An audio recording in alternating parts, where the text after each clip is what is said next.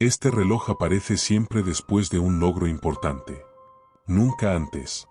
Nunca durante una crisis. Llega cuando todo parece ir bien. Cuando crees que, por fin, has alcanzado el punto exacto en el que el tiempo empieza a jugar a tu favor. Por eso casi nadie sospecha de él al principio. Porque no entra en tu vida como una amenaza, sino como una recompensa. Y cuando algo llega como premio, no se cuestiona. Se acepta. Las personas que lo han llevado no murieron de inmediato. No desaparecieron sin dejar rastro. Siguieron levantándose cada mañana, yendo a trabajar, hablando con normalidad. El problema es que, con el paso de las semanas, ninguno de ellos pudo señalar el momento exacto en el que dejó de decidir por sí mismo qué hacer con su tiempo. Simplemente ocurrió. Como si algo hubiera empezado a marcar el ritmo por ellos.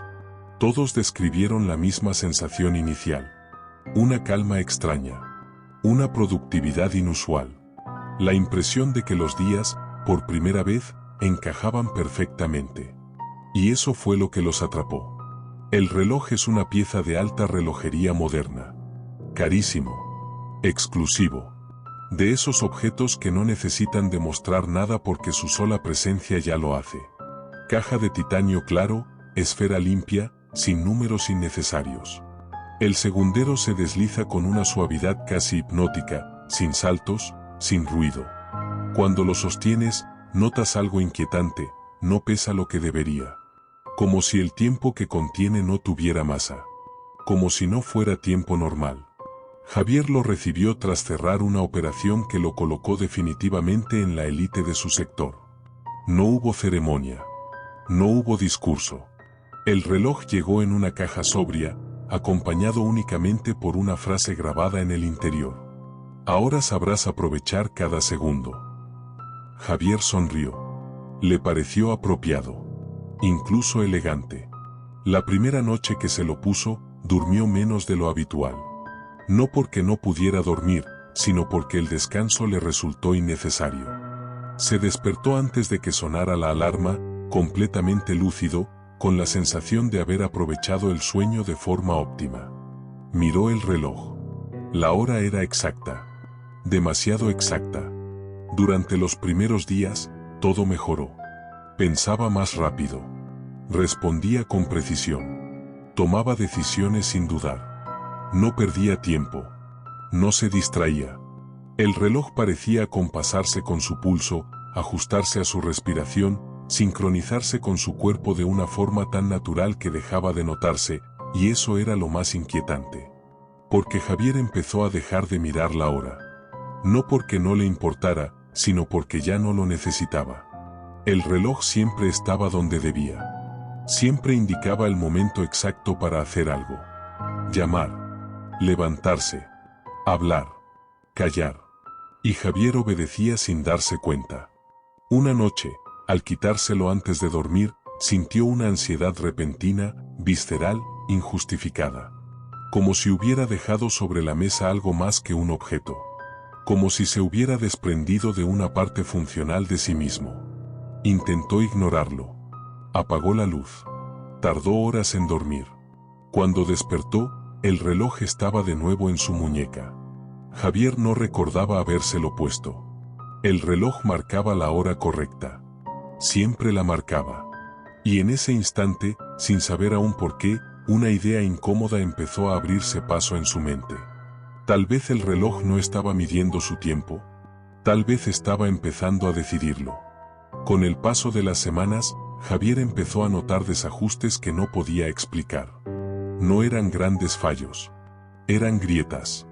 Momentos en los que la realidad parecía ajustarse al reloj, y no al revés. Miraba la hora antes de una llamada importante, y el teléfono sonaba justo cuando el segundero alcanzaba un punto concreto. Pensaba en levantarse, y el reloj vibraba una fracción de segundo antes, como anticipándose. Al principio le pareció una coincidencia. Luego, una costumbre. Después, una dependencia. Javier empezó a organizar su vida alrededor del reloj. No por obligación. Porque todo parecía funcionar mejor así. Comer cuando el reloj lo indicaba. Dormir cuando el reloj parecía permitirlo. Trabajar cuando el reloj marcaba un ritmo concreto, casi imperceptible. Una tarde, sin embargo, ocurrió algo distinto. Estaba en una reunión cuando sintió un mareo repentino. Miró el reloj. Durante un instante, el segundero se detuvo. Solo un segundo. Pero en ese segundo, Javier sintió un vacío absoluto. Como si hubiera dejado de existir brevemente. No miedo. No dolor. Ausencia. El segundero volvió a moverse. Nadie más notó nada. Esa noche, Javier intentó no llevar el reloj puesto. Lo dejó en la cocina. Cerró la puerta del dormitorio. Se despertó a las 3:12 de la madrugada con la sensación clara de que algo no encajaba. El reloj estaba en su muñeca. Marcaba una hora que no coincidía con ningún reloj de la casa. Sin embargo, era la hora correcta para algo que estaba ocurriendo. Javier empezó a tener lagunas. Periodos de tiempo que no recordaba. Correos enviados. Decisiones tomadas. Acuerdos cerrados sin memoria del proceso. Pero siempre, el resultado era perfecto. Demasiado perfecto. Empezó a comprender que el reloj no solo medía el tiempo. Lo distribuía. Y que quizá, en ese reparto, él estaba investigando a través de contactos. Javier llegó a un nombre que no figuraba en registros oficiales: Proyecto Cronos. No era una marca.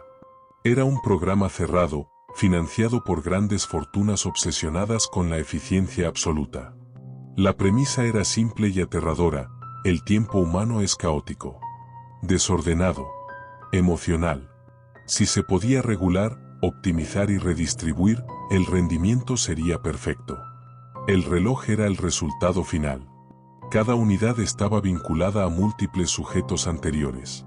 Personas que habían llevado el reloj hasta que ya no pudieron distinguir entre su voluntad y el ritmo impuesto. El reloj no te quita tiempo, leyó Javier en un documento filtrado. Te lo cobra. Cada segundo de hiperproductividad se pagaba con fragmentos de memoria, identidad y presencia. Por eso el reloj era tan preciso, estaba alimentado por el tiempo que otros ya no podían usar. El documento terminaba con una advertencia. Cuando el portador deja de preguntar qué hora es, el proceso está completo. Javier miró su muñeca. No recordaba la última vez que había preguntado la hora. A partir de ese momento, el reloj dejó de ser discreto. Vibraciones sutiles indicaban cuándo hablar, cuándo callar, cuándo levantarse, cuándo mirar a alguien a los ojos. Y Javier obedecía. No porque oyera una voz. Porque no hacerlo le generaba un malestar insoportable. Una noche, intentó quitárselo con fuerza. El cierre no cedía.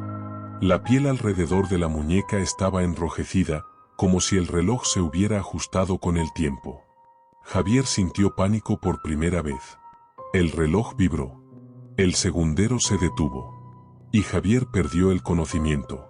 Soñó con una sala llena de personas sentadas, todas mirando relojes idénticos. Nadie hablaba. Todos esperaban una señal. Al despertar, el reloj funcionaba con normalidad. Y Javier estaba en una reunión que no recordaba haber convocado. Meses después, nadie hablaba de la desaparición de Javier.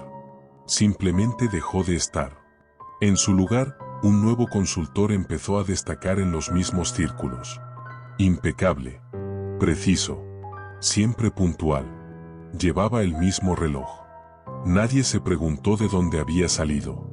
El reloj seguía funcionando. El tiempo, para algunos, nunca se pierde.